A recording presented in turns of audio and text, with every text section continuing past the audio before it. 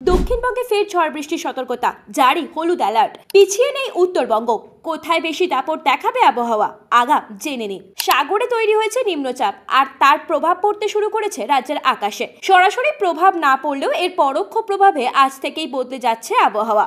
বজ্রবিদ্যুৎ, ঝোড়ো হাওয়া আর টানা বৃষ্টিতে ভিজতে চলেছে দক্ষিণবঙ্গের একাধিক জেলা।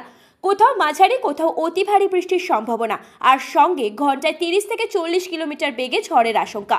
আবহাওয়া দফতর ইতিমধ্যে জারি করেছে হলুদ সতর্কতা। প্রশ্ন এখন একটাই, আপনার জেলাও কি আজ সতর্কতার তালিকায় আছে? বৃহস্পতিবার দক্ষিণবঙ্গের প্রায় সব জেলাতেই বৃষ্টি হবে বলে পূর্বাভাস। উত্তর 24 পরগনা, দক্ষিণ 24 পরগনা, কলকাতা, হুগলি, হাওড়া, পূর্ব মেদিনীপুর, ঝাড়গ্রাম, পশ্চিম মেদিনীপুর, পশ্চিম ও পূর্ব বর্ধমান, বাঁকুড়া, পুরুলিয়া, নদিয়া, মুর্শিদাবাদ এবং বীরভূম সব জায়গায় হালকা থেকে মাঝারি বৃষ্টির সম্ভাবনা রয়েছে। অনেক জায়গায় ঝোড়ো হাওয়ার সঙ্গেও বৃষ্টি নামতে পারে। উপকূলবর্তী জেলাগুলিতে ঝড়ের আশঙ্কা সবচেয়ে বেশি। শুক্র শনিবারও একই আবহাওয়াবিদদের মতে। শুক্রবার দক্ষিণবঙ্গের সব জেলায় বজ্রবিদ্যুৎ সহ বৃষ্টি হতে পারে। বিশেষ করে দক্ষিণ 24 পরগনা, পূর্ব ও পশ্চিম মেদিনীপুর, বাঁকুড়া, ঝাড়গ্রাম, পুরুলিয়া এবং হাওড়ায় বেশি দাপট দেখা যাবে।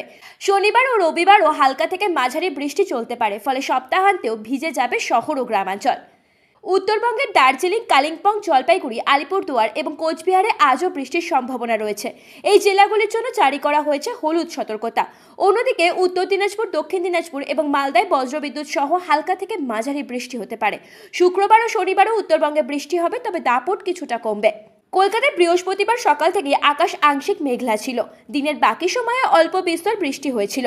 দক্ষিণবঙ্গের উপকূলবর্তী জেলাগুলিতে যেমন ঝোড়ো হওয়ার সম্ভাবনা রয়েছে, তেমনই শহরেও বৃষ্টির সঙ্গে হাওয়া বইতে পারে, যা অস্বস্তি বাড়াবে। সব মিলিয়ে বলা যায়, নিম্নচাপের প্রভাবে রাজ্যের আকাশে আগামী কয়েকদিন থাকবে মেঘ বাদলের খেলা। দক্ষিণবঙ্গ ও উত্তরবঙ্গ দুই ভিজতে চলেছে, তবে দক্ষিণে ঝড় বৃষ্টির দাপট কিছুটা বেশি।